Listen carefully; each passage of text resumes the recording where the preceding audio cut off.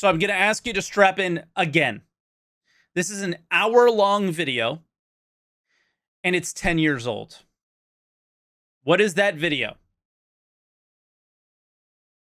That is the original GDC pitch for Star Citizen in 2012. So get your popcorn. Yep. Strap in, because this is in relation to the Grumpy Eye video that I don't know when it'll come out on SaltEMike Reacts. It'll come out first, come out second. Maybe we put this one first and then put that one out second. We'll see. But this is the original pitch. And the reason that we're watching this is that a lot of people believe that the original pitch was Squadron 42, 100% the priority first, Star Citizen second. It doesn't appear to be that way. So let's go ahead and watch this. Chris Roberts at GDC 2012. Good morning, everyone. Before we start, though, there was like the original Kickstarter or the video of the Bengal carrier. You've all seen it a million times. It is all Squadron 42 assets. So it all looks like Squadron 42. And I think that's where the mentality comes from. But you really got to hear what he says here. Look at the branding. It's all Star Citizen. It's probably a bit early for all us game developer style people, but I'm glad you got out here early. I hope you like what you saw. That I'm actually pretty proud of it, because it was all rendered in the game engine and using the game assets. So that it was the sort of thing that we could only do in pre-rendered sequences. And not that long ago, when I did the Wing Commander movie, we had to have millions of dollars of SGI machines to do that, and that was all done on a PC with a GTX 670 in real time, which is pretty cool.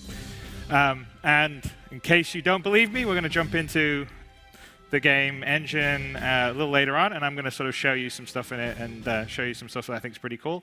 But before then, I thought I would have a little conversation with you and tell you why I'm coming back, kind of why I took a little bit of a break, and I'll sort of tell you the big picture of the game that this past year I've been in sort of super secret pre-production and prototyping, which is what you've seen here, and sort of tell you about kind of what I'm planning to build, and hopefully invite you guys to be part of that process going forward. So let me get my super handy clicker here to move this on. So I think you guys know that when I sold Digital Anvil to Microsoft back in the very beginning of 2001, I took a break. Wasn't he forced to sell Digital Anvil to Microsoft in a way? Like there's this whole meme around freelancer and all those things. Like it wasn't really his choice. Break from the game business. There was several reasons, but one of the big ones was that I was sort of frustrated with the technology of being able to realize sort of the picture of the vision I had in my head. And then also there was the ever-increasing development cycle. So most of the Wing Commanders I made. Also, the technology still doesn't exist, and he's still trying to create it 10 years later. I built in about a year or 18 months. But Freelancer, we were sort of 4 years into production. And Microsoft bought the company, and it was still another 2 years before it came out. So sort of 6 years between releasing and people getting to play the game that you've been working on sort of was feeling too long. And 6 years after mentioning the game and people actually being able to play it was too long. I take your 6 and raise you to 15, Chris. Take your 6 and raise you to 15. Fairly frustrated with that. And then there was also just an element of the business was getting sort of big and corporate, and you had to be more about being part of a big company. And I sort of enjoy making games, and so I sort of felt like I wanted to take a break. But it didn't mean that I didn't love games. And actually, the interesting thing is I probably got to play a lot more games when I stopped making them, because I had some more spare time. So I've always been playing games. I've always had the newest PC with the newest graphics card and the whatever the new console is. A couple of years ago was sort of the first time that I was playing games and feeling like, I actually have something to say again, and I'd like to come back and make a game. And I sort of felt, playing it on a couple of things. One, I sort of felt like the technology had moved forward to a point, and also I could see where it was going to go, that you could do stuff in terms of the visual fidelity that would just increase the immersion. And so for me, all the games I've ever built are always about creating a world and a rich texture. And to do that, you have to sort of realize it with a fair amount of detail. And I think, today, especially if you're focusing on a high-end PC, which I'm doing, you can sort of do that to a level that just sort of sucks you into the world. And I think that's actually one of the things when I was doing films, I sort of, you sort of learn is that there's a huge attention to detail, right? So even a film set in today's world, half the time you think those were shot on real locations, but usually they were actually sets that were built, and they have a whole art department, and they've got people that figuring out how to put the little scratches, the ticks, little rivets on the walls and everything, just down to the finest details. So when you watch it, you think it's real and you get sucked into it. And I think that's something that when you're building a world or a game, the more of that you have into it, I think it helps. I mean, I definitely one of the games that I liked. He's got overload on that shit in this game, though. I mean, I think we would all be lying if we didn't feel that we were sucked into the world that they've been building now. Right? A few years ago was Uncharted 2, and I think it's awesome. They did a great job. It wasn't so much that the gameplay itself was wholly original, because it's sort of an evolution of Tomb Raider and a third cover shooter, but the texture of it and the world and the detail, I was completely immersed in. And so at that point I was lost, and it was great. And so yeah, but the difference there, Chris, is that they took something that is a thing that people know to be fun and then made it better. You're still doing it like backwards, right? You're not taking a MMO or a thing and know to be fun. You're just making it look cool and then trying to make the fun work within whatever you drew and made look pretty. And that's the technology being able to part. let you do that now is sort of, I think, one of the big reasons. And the other reason for me that I'm sort of excited to come back and make games again is I sort of feel like with the shift to digital and the way that you can sort of be connected to your community of people that are playing the games that you make, I think that's incredibly exciting. I mean, I think I was saying one of my frustrations in the old days was that you'd work for many years on a game, and then you would put it on a disc, and then it would go in a box, and it would go out to the store, and then people would buy it, and hopefully they liked it, and then it would all be over after a month, and then you would start it all over again, and there'll be another 2-3 years before you would get to do that again. And that, if you're a creative person, that's kind of gets frustrating, especially the longer it gets. And I think in today's world, when you sort of can be connected and you can sort of build a world that maybe people are playing all the time and there's constant updates, that it's a totally different equation. And I think that you have much more instant feedback. And I think from my standpoint anyway, I think it's incredibly exciting, and it's kind of fun. I mean, I don't know how many of the people in here went on the sort of early teaser site that we put up about 30 days ago, but even on that site we have been doing 2 to 3 content updates a day. And it's kind of fun. You're sort of doing it live, and you're seeing what people are saying when you put stuff up. And I really sort of feel like that's something that is fun and would be great to explore going forward. And so that was one of the sort of core tenets of me saying, hey, I want to come back and I want to do something to that direction. So here we go. Press my little button. So what am I going to build? So I'm going to build a universe, and the sort of name of the universe, or the community I'm talking about is going to be called Star Citizen. And it's Star Citizen because, citizenship's very important in this universe. You don't automatically get it. You have to earn it. So you can earn it via military duty, like the sort of cinematic teaser that we just showed is from the sort of military side of it. Or you could earn it by... Never says... I think he was about to say Squadron 42. Doesn't say it. Just says the military side of Star Citizen. Right? So where's this GDC original Kickstarter Squadron 42? Bang! First thing in the PowerPoint. Star Citizen space combat in a persistent open universe. By performing missions that would increase your civic standing, or you could just be, an entrepreneur, a merchant, We'll look and a back lot at of the money teaser at the end and see if it has buy a your Squadron citizenship. 42 And logo. of course, in this universe, you don't necessarily have to be a citizen. In fact, if you were a pirate or sort of on the sort of grayer side of law and order, you may not want to be a citizen. But the idea is that there's sort of something that you can attain and work towards. And also, I like the idea of citizenship because I sort of feel like one of the things I want to do with this game is I want to say, hey, you know what?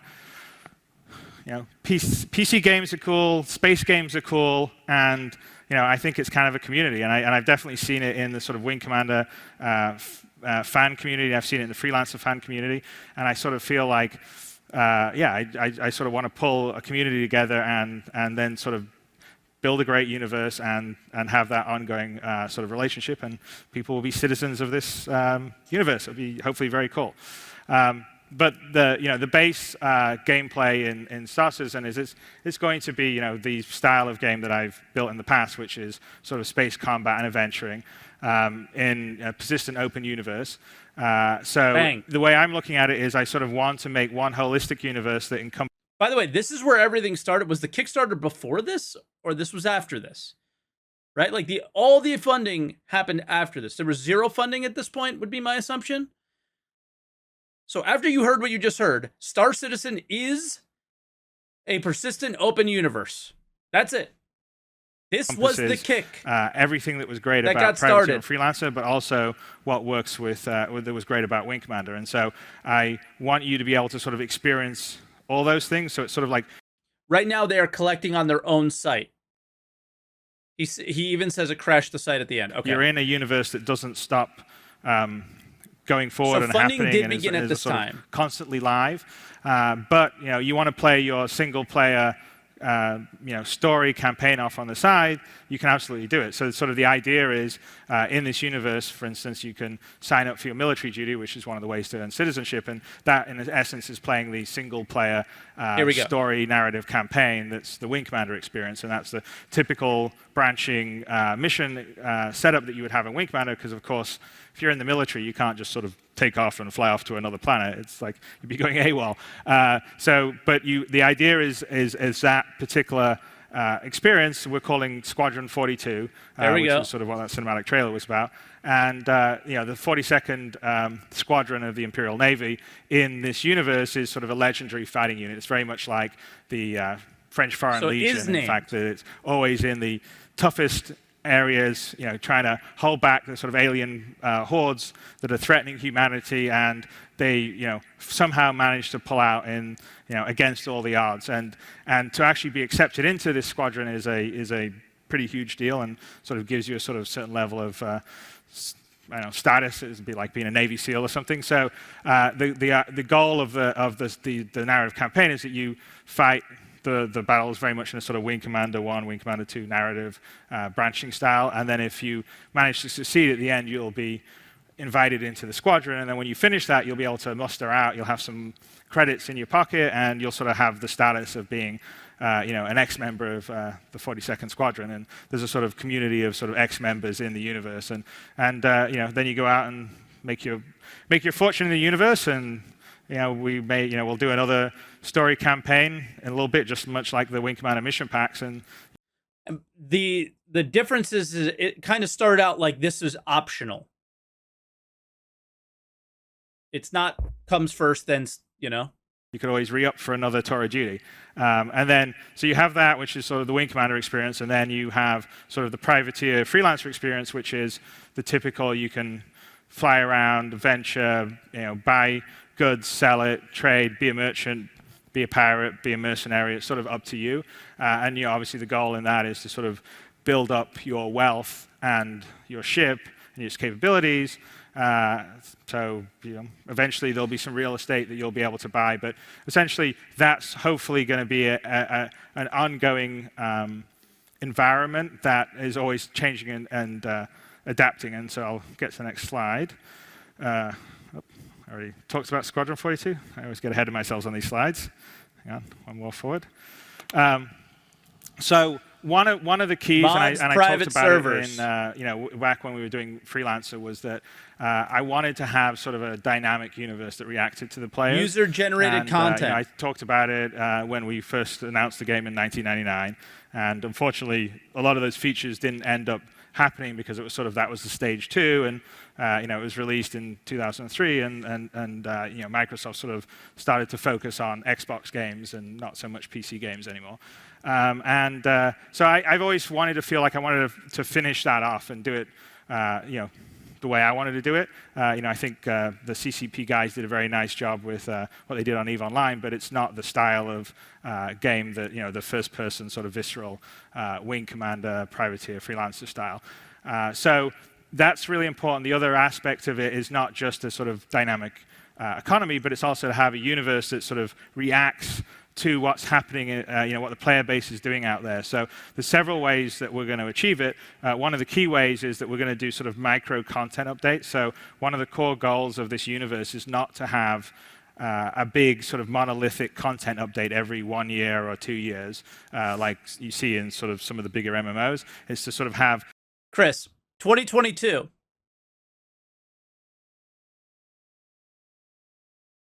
small updates once a week or once every 2 weeks that are constantly adding things. So like one week you may add a star system over here. A couple of weeks later you'll do a 5 minute. Oh, 1 week we'll add a star system. Another week we'll add this over here. What the story fuck? Path over How the is other side of this the a galaxy. real thing? And the idea Holy is that you've got shit. a content team that's doing that, and you're sort of behaving We're a little like sound-clipping an that old for school sure. dungeon master in D&D, where you sort of, yes, you have an overall goal of where you're going to go, but Save you're the riffing off timestamp for me, kind of guys. what's happening out there and what the players are doing. So you're sort of riding into your stories or changing things around a little bit. So it's so the people that are playing feeling like their actions actually have some impact. Or another way to think about it is if you think about the TV model versus the film model. I think that the sort of open world style of game is closer to a TV model than the film model. And that, what I mean is, if someone does a TV series, what they do is they write a Bible and they write 5 or 6 episodes, and then they broadcast it. And then if it's well received, then they get an order from the network and they get to do lots more episodes. But what happens is the writing team on that sort of writing as the episodes have been seen, and they kind of know what the audience likes. So that's why when you see shows, a lot of times you'll see characters get killed off or some characters get bigger roles. That's kind of what you can do in TV that you say can't do in features, because you're sort of live with what's happening.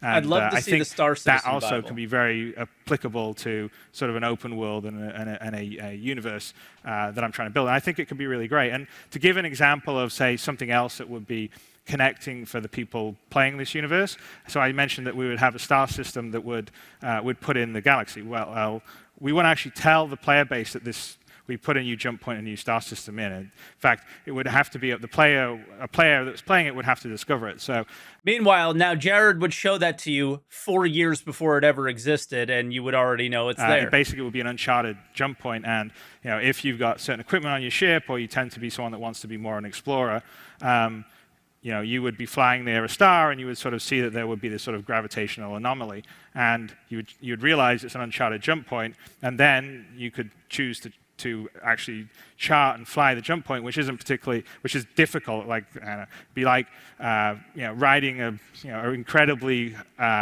gnarly wave on the north shore of in Hawaii somewhere, and if you manage to get to the other side, then your nav computer has recorded all your moves, and then you can sell it at a great profit back to one of the space corporations that will then just be able to sell it to all the players, and they'll automatically be able to jump that nav point. But the really cool thing is that you'll get to name the star system or the nav point after yourself. That'll never happen. Players now. that discover the new jump points of the star systems will actually become part of the universe. They'll sort of and I think that's kind of cool. I think just becoming that sort of viral discovery. That was like one of the things that sold me on exploration gameplay, and why I think people love exploration ships.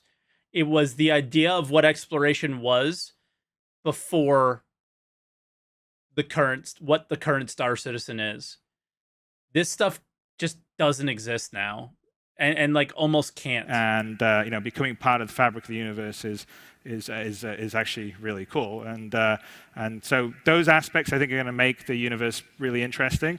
And then the other thing that is important is I think the multiplayer aspect if done right, really is something you can do today that I couldn't have done 10 years ago. True. And so we're going to do several things. First of all, even on the single single-player side, one of these days. the Squadron 42 side of it, you can play the single-player offline. Single-player, you don't have to be online for it. But if you do play it online, your friends can jump in and essentially sort of be wingmen during missions, and I don't know. We don't know many if that's people here true or have not played yet Demon's either. Souls, but it was actually a game that I quite liked. But they had a really great approach to the way they were sort of handling this sort of single player / multiplayer. And when you went to take out one of the bosses, people could help you out and join you in, and they would get some bonus and points for it. But we'll definitely sort of have a really cool multiplayer on the sort of campaign narrative side. And then in the open world, we're sort of focusing a lot on how you and your friends Let's assume it can is fly possible. If it's like Demon's Souls, you go on a mission you're struggling with, you can invite a friend and maybe get some help. It doesn't sound like it would not be possible, right? And so, like an example would be if you're flying from one planet to another planet and you get attacked along the way, you get sort of put out into what we call a battle instance. And in this battle instance, we will always save slots for friends of whoever's in the battle instance. So you can sort of put a distress call to your friends list, and if they're close by, they can sort of warp in and help you out. So it's sort of like calling in the cavalry. So think of it like if you. What were they called again? Oh God, it's a Tony Z thing. No, no, no, not beacons. It's like there's basically different tiles, probability volumes. Yeah, so I think it's kind of like that. If you ever play World of Tanks or Battlefield, and you'll be in your own shard. If you get online and you see your friends playing it's still a thing, actually, an instance.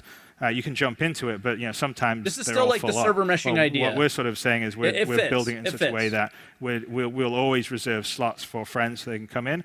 And then on top of that, what we're going to do is, and I'll show you when I'll get into it, I'll show you some of the technology. But we've spent a lot of time building a technology so it's sort of scalable on a spaceship size, so we can handle the small spaceships like a fighter craft that you're flying, but we can also handle much bigger spaceships. So in that trailer you're seeing that you're flying off a big carrier. Well, that's simulated and modeled as a vehicle just like the fighters are, and we can be anywhere in between that. So in this sort of open world universe, you'll be able to sort of buy or fly around a bigger ship. So think a Millennium Falcon style ship where you can have, you'll have the cockpit and you'll have some turrets and some corridors inside it, and you could be flying it and you can have a few of your friends hanging out on your ship as you're flying through the galaxy. And so they've done this so well. You can say, hey, we're going to fly on a difficult mission. Will you man the turrets for me? You want to give them praise. They've done the little Millennium style ship super well, and they're not even close to done. It's just going to get better from here with engineering and these other things. Like what they already have is fun. It feels good. It's immersive. It's good. Like I give praise where praise is due. I like the MSR. MSR is a fun little ship to, like, it's got turrets. It's got that aspect of it, right? It's good already. So, give praise where it's due. They've done a really good job with that, I think. Have a fighter in, so if you come under attack, someone could jump in the fighter, someone could man the turrets and fly around. So that's always something I've wanted to do in a game, and I hate do it now, and so we're going to be doing that in this. So those are all features I think are pretty cool. And let's go on to the next slide. I guess we'll all need you to enlist here. But so I'm going to jump into the game now because I want to sort of show. This is sort of the prototype level that we spent about a year sort of working the workflows and some of the technical issues out. But I want to sort of show some of the aspects of it, and also show you what you saw in that I'm not sure movie this is as important. Actually, game assets.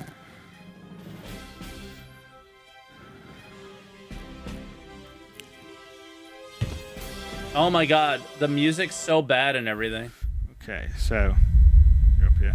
So I'm actually on the bridge of that carrier and walk around. I guess I'll look at this. Is not Star Citizen. Oop. Fell down too many stairs. Down more stairs. I guess if I go out the side here, I can sort of show you. You can see out onto the actual main carrier there. But I'm going to cheat and sort of walk myself to the hangar bay really quickly. So here I'm sort of on the hangar bay, and so one of the things that I'm kind of happiest with the sort of level of fidelity that we're doing here. I'll sort of look. We'll spin around, but it's crazy. So, this is not even remotely the game we have now. He's built out of about 100,000 faces. So a typical current gen console game will have about 10,000 faces for a main character. So the difference you get with this is you get all this extra sort of piping and tubing and detail and creases and nuances that you wouldn't be able to get in a current gen style game. And then also if I'm looking around in the here in the hangar bay, the level of sort of detail. Oops, oh, that's good. Prototype was still working, but you're looking around here, the level of detail, but the actual hangar itself is about just under about 2 million polys, and each one of these we still have those ships bugs themselves. If we go take a look at it, and I'll get into one to fly, they're about 300,000. So the ships, that's again about 10x what you have in a current gen console game, and it just allows you to have a lot more detail, sort of the paneling and the stuff, and it all holds up really close. But I'm going to go and get into my fighter. Style in, and it wouldn't be. Got to have a cockpit. It's got to be real. It's got to be detailed. So this is kind of what I'm talking about, the level of immersion. I mean, I think I actually was kind of regretted in Wing Commander 4 that we cut the cockpits out, mainly just because we didn't have the time to get them all done. But I mean, the whole thing is modeled fully in 3D, and everything that you do, and I'll get out. And Wing Commander 4 was one of my favorites, but it did. At 5 everything was you're doing will be mimicked worst. inside the cockpit. But, try not to kill ourselves.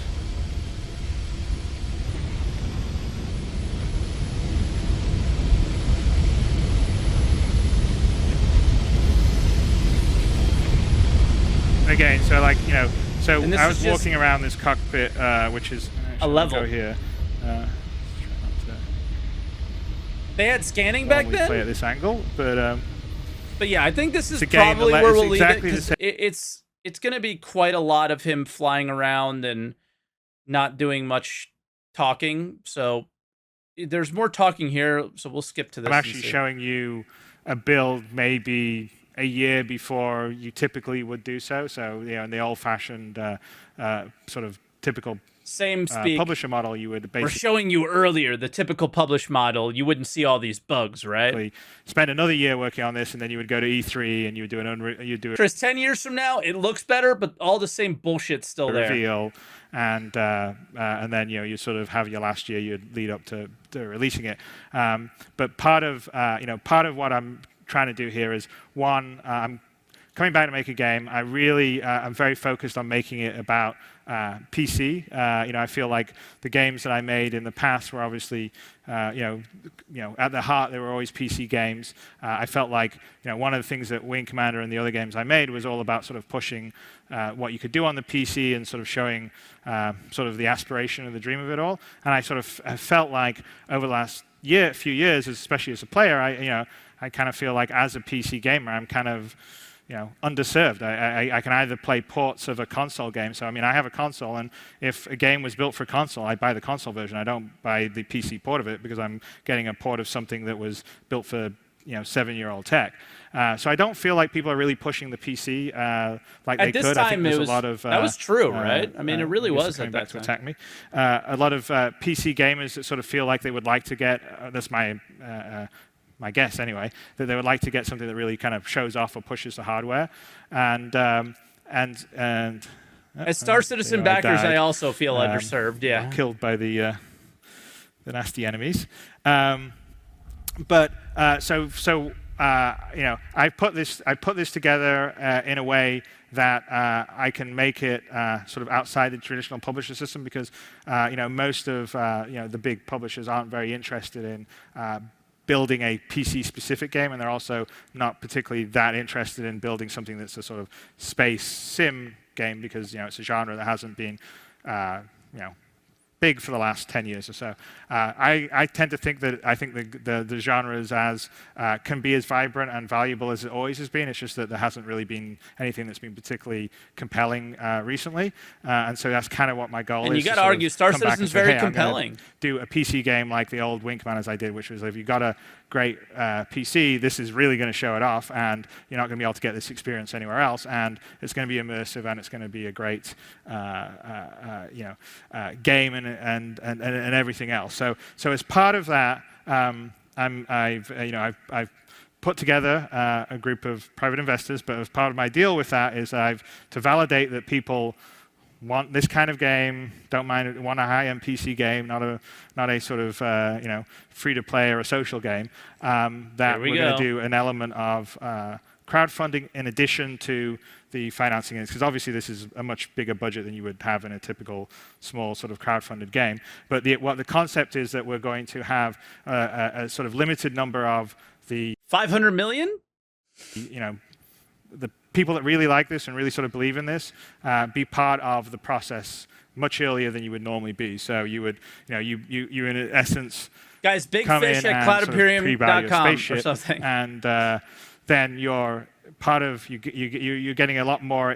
You're basically involved in the development process in terms of seeing what's actually going on and really being informed. Which I think if you've looked at the Roberts Space Industries site, it's we definitely do that, and we're going to be doing more of that going forward. But you're also going to be playing the game and builds much sooner than you would do if you're not doing this. So the full timeline to get the full big persistent universe and everything out, it's about 2 years. But about 1 year into it, we're going to have sort of the multiplayer build, the alpha multiplayer build that you'll get to play, and then about another 18 months in, there'll be sort of the alpha beta of the persistent universe that you'll get to play if you're part of this early community that's sort of signing up early and saying, hey, you know what, I believe in space games, I believe in PC games, and I'd like to be part of this. And so I'm kind of announcing this now as part of I guess in the old days, this would be my green light meeting with, at EA or Microsoft or somewhere where I'd say, this is what I'm working on and this is what I want to finish.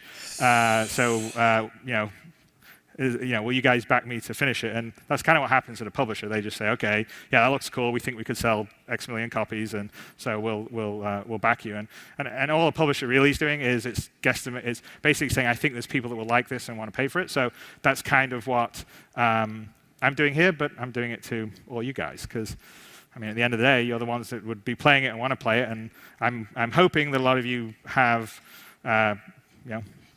want to be in this universe, because I do, and I kind of want to play this game. So I'm sort of saying, if this is something you're excited by, then please come to robertspaceindustries.com and participate and support us.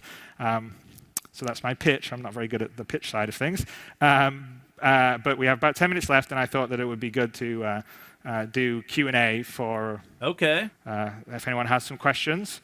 I'd be happy to answer them. So I'll turn over to the question side.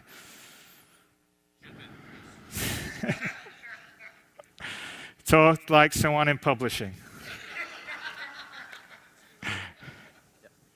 So the maneuvering thrusters, can they be intentionally disabled to do like some of the Starbucks style maneuvers in like Battlestar? Yeah. So I mean, all the different pieces are separate components on the ship, and so they can all be, they're all simulated and they're all damaged and all the rest of stuff. But you can also, it's kind of what I was saying. There's a baseline of it'll fly for you, but you'll be able to sort of switch off some parts. So, for instance, you could disable them, so you could sort of go on a sort of slide, and then you could turn them back in. Oh, I mean, they just enabled the slides right in. The idea is there will be lots of moves and strategies in terms of how you dogfight. Because I kind of wanted, it's actually one of the big challenges of a space game is how you, in a multiplayer fashion, add enough like detail and nuance to actually. Oh yeah, we have all this detail and nuance. So just for the first question, I wasn't expecting different ends. A very so that's kind of why I'm excited about that. Game detailed question.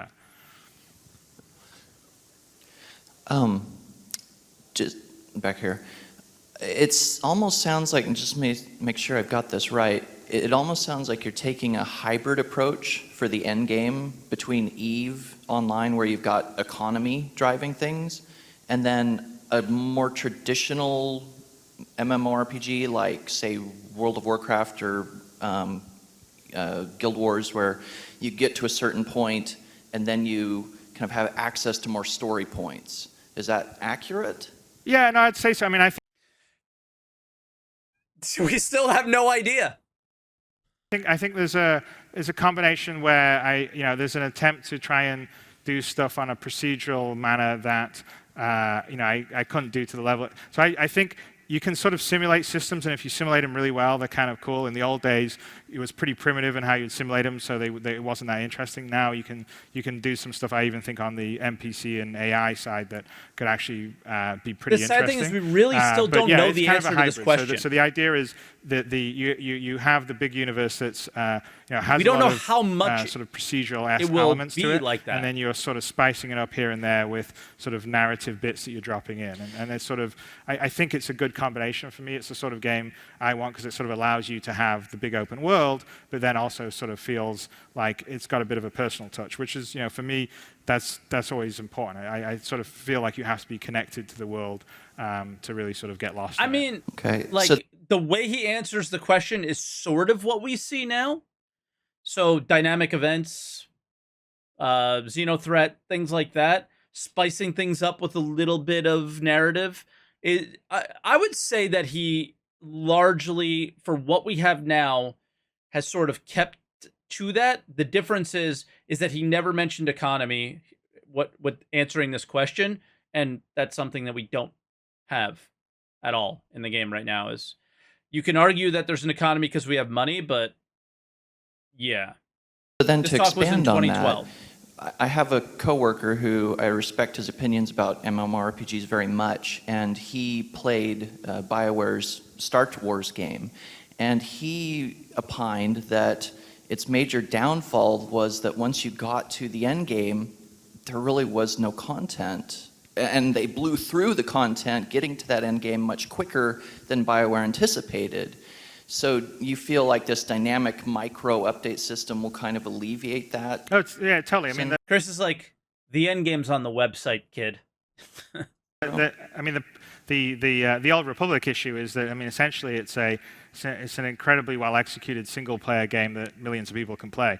And that in terms of updating content is it's a nightmare. It's great content, but it requires a huge amount of work. So I think you're much better served in being smart about how you set your like in the case of this, how you set your galaxy up, how you put different factions together, and you sort of put systems in place that I'll give you an example. That so for instance. It's not just about having an economy. So we're sort of simulating. The idea is to simulate the galaxy like a real world would be. So, for instance, if you're trading close to Earth and the planets near there, they're right near the sort of center of the empire, and there's a lot of law and order and sort of military presence. So there isn't really an opportunity for other players to basically do PvP or take out new players. But if you're trading there, it's very safe as a merchant. But when you land, say on Earth, you'll be paying landing tariffs, and you'll be paying tariffs on the goods you sell, because someone has to pay for the infrastructure, someone has to pay for the law and order that's happening there. Now, of course, if you don't want to do that, there's other areas of the galaxy that don't have the same level of law and order, that don't have any of that. But of course, obviously, they're a lot more risky, because those are the areas that pirates aren't really, there's no one keeping the pirates in check and everything else. So it's much like, the idea is to sort of simulate this universe like a real world. So there's trades and there's pluses and minuses to everything.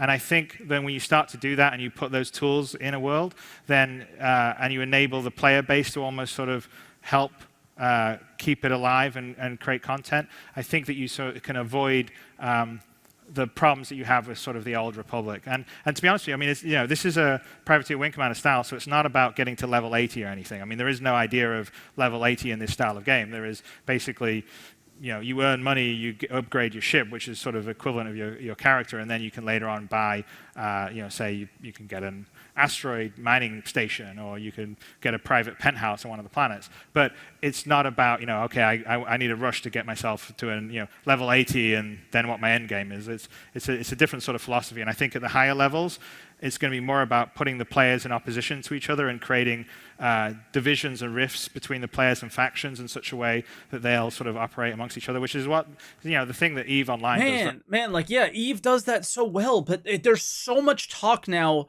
about and just there's so little going in that direction anymore. Like, he could have said this 10 years ago and you could believe him or whatever. But how do you believe that this will be true and this will come to pass when you look at the way the game is being developed now? Right? There's nothing to own. There's nothing to compete over. There's no economy. There's just no conversation or talk about it anytime soon. And that's the tough part, man.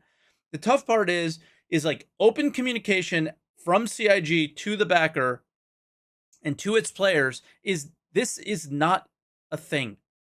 This doesn't exist. Well, that's kind of, if we are going to work on it, it's not anytime soon.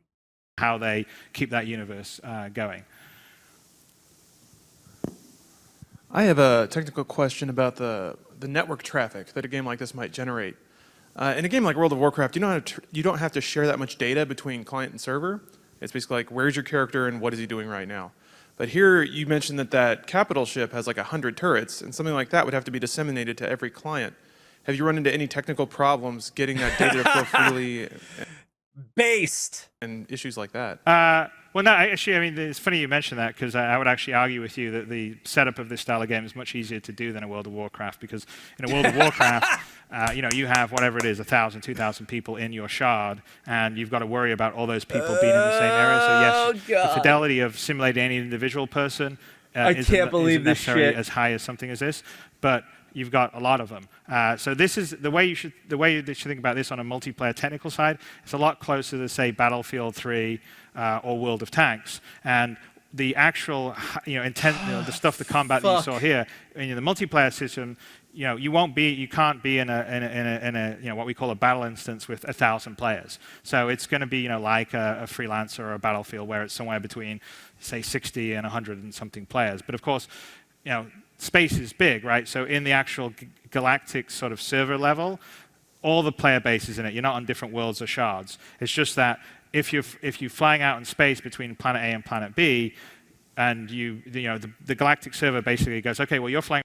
This was before server meshing and PES and all that crap. He's explaining server meshing right now, so no. From planet A to planet B. This was always the plan. This other person's flying from this planet to this planet. They've intersected, and they're going to be in conflict. So it creates an instance in space, and of course, space is huge. It's infinite. So there's no way in this system that you say, I'm going to go do exactly this coordinate. So basically, it creates these battle instances, and they exist for as long as the conflict exists, and then it's gone. So just sort of think of the persistent galaxy being more like a really smart matchmaking system built on top of what would happen in World of Tanks and Battlefield, that's sort of keeping track of your overall status, what your location is, what the money you have, and all the rest of the stuff. But the sort of high fidelity, like. But there's 100 turrets on that ship. And 100 people in those turrets. He just totally ignored that fact. Data traffic for the combat stuff. Just ignored the question. In those sort of temporary battle instances, that's much more like a sort of, like I said, a World of Tanks or Battlefield. Answer the question while seemingly ignoring the question at the same time. How do you think it's going to be like near Earth, where it's going to be a very busy system, I would think, as far as handling these high poly art assets, or at least what's very high poly compared to what we see now? When you are playing multiplayer. Red shirt guy. And there's, say, 60 or so characters all interacting in that particular area where it's not creating that instance, that's persistent in your persistent world. Okay, well, so I mean, here's the other. See, I'm giving some tricks away on the space side, but there's a big advantage to making this kind of game over making a typical, say, first-person or third-person game, is that you don't really have to, the environment's pretty cheap, right? It's space. So you spend, your processing power, your GPU power on the spaceship or the character, and then the size of the spaceships means that it won't, by the time. Again, this was before they made the planets. The planets fucked this whole idea. The planets fucked this whole idea, because you got to remember, you were taking a cutscene down to a planet that was going to load. That never was a thing. All he had to care about was the ships at this time. And then he got a boner about some procedural planet looking thing, and it changed everything for the better and for the worse. Time you're getting close enough to the 300,000 polys of the fighter In a way, you're in, I believe him. the craft that you're in, And it's I pretty believe much he filling the believed screen. this to be so true you're not at going to this be able time. to have 60 other ones all at that level of resolution all on the screen at once. So what would happen is, yeah, you can have 60 people in there, but if you were close enough on one to have Like, that the level of game he's resolution, pitching the now other ones is are all not being rendered the at a game you're much, much, playing much today. lower level of resolution. So you can't sort of the apply what we have today to the responses that he's giving then. Although, as funny as it is to laugh at, because it is fucking hilarious, is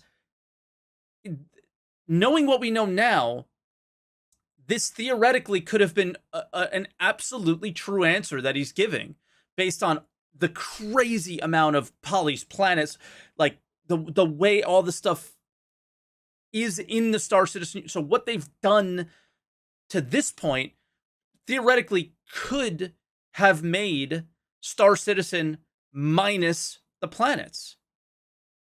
Right? It theoretically could have done that with the spaceships. I think the response of the 100 turrets and client and network code and all that stuff was a legitimate question and all those things. But excuse me, yeah, I hit the mic.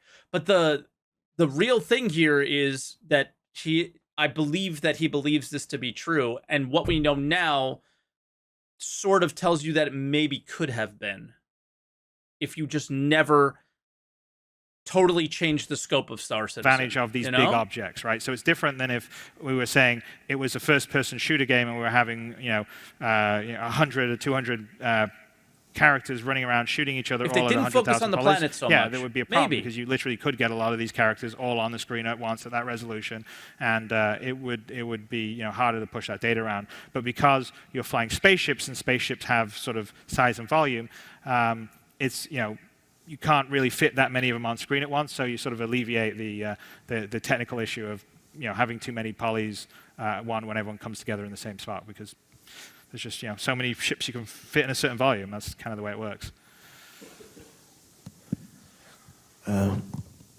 So you are one of the very few high-profile figures in the video games industry that has started in the video game industry, went to the movie industry as a producer, and now coming back.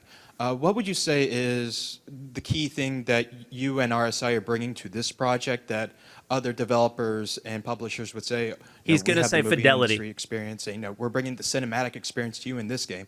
What would you say, that you're bringing sets you apart from those claims?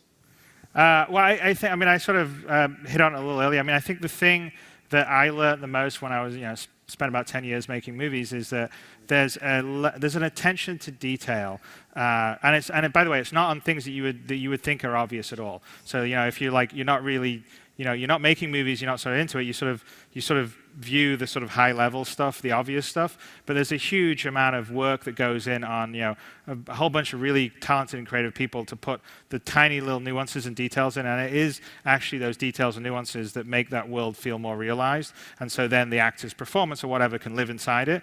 And I think that on a game side, I feel that bringing some of that attention to detail that you would use in films back into it, stepping it up another level will increase the immersion. Because for me, it's always about immersion. I said immersion. So, all I want to do is close. I want to play this game, and I don't even want to feel like I'm playing a game. I just want to feel like I'm lost in this world.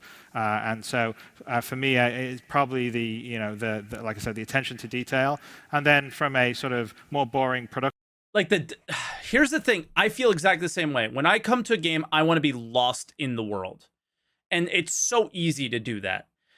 But how my brain works, and I can only speak how my brain works, is I am attached to the progression side of things and doing things. And so I am drawn to the tasks, but what allows you to be lost in the world is doing those tasks in a believable world.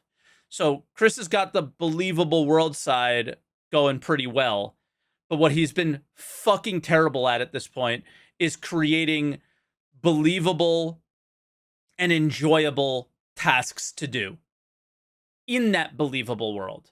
You can find, I have moments where I feel lost in Star Citizen, and it feels believable, but because I don't have that attention to detail on the what we do side of things, it is so unenjoyable to me.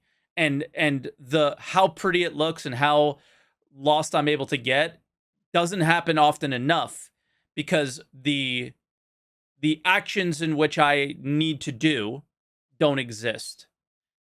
Right? You know, short form of saying there's no fucking gameplay in the game. There's nothing to do other than get lost in the world. Therefore, I can't get lost in the world, if that makes sense. But I totally understand how others who aren't as, you know, objective oriented as I am can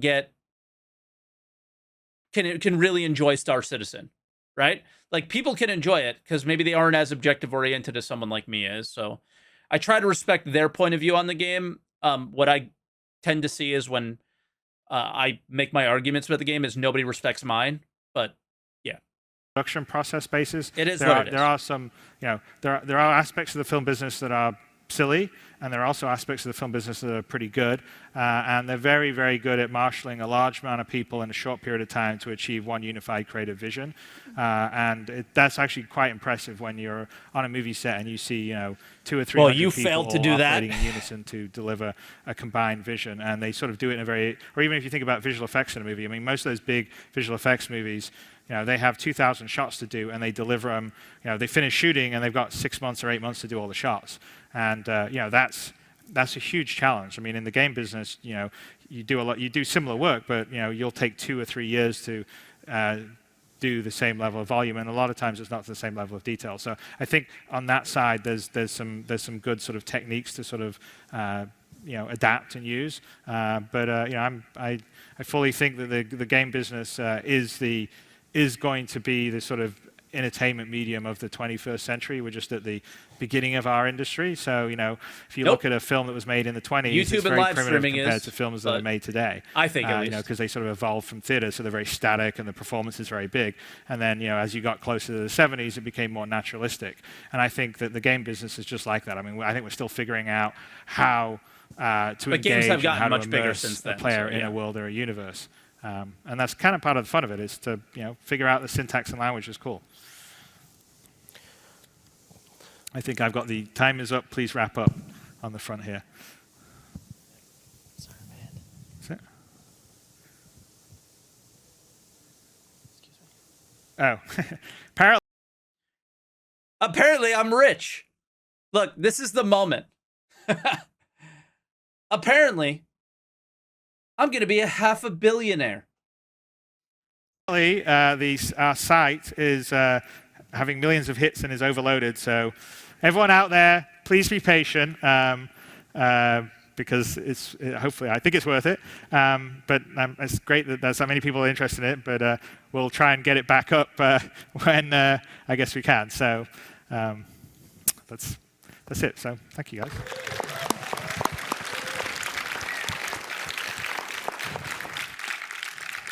All right. I mean, that was it. There's definitely some interesting things, takeaways from there. And again, I still don't necessarily see Squadron 42 as having been the focus, which was sort of the point of watching all this. I was told to scrub towards the end of that scene here a little bit. We can kind of go with the volume sort of low and see that, you know, Squadron 42 is the game that they're showing here, but in reality, they're just showing the possibilities. Right? Squadron 42 enlist now. It Please it welcome was to the stage. it's weird.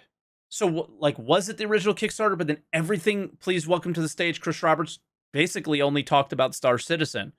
So it's the Squadron 42 being the original Kickstarter plan idea is much more vague than people make it out to be.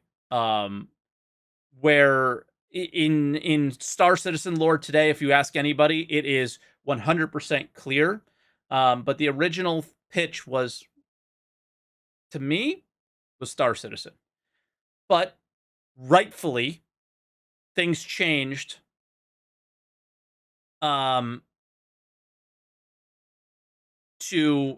the combination of the two to splitting them off, focus on Squadron 42. The PU is gonna give those slow drip deliverables that we've inevitably got at this point, with Squadron 42 not releasing in 2014, not releasing in 2016, and not releasing in 2022.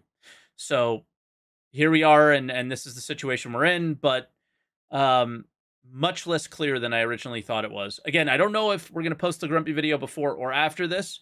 If I do, there'll be links to, one or the other, and we'll see. But what the heck?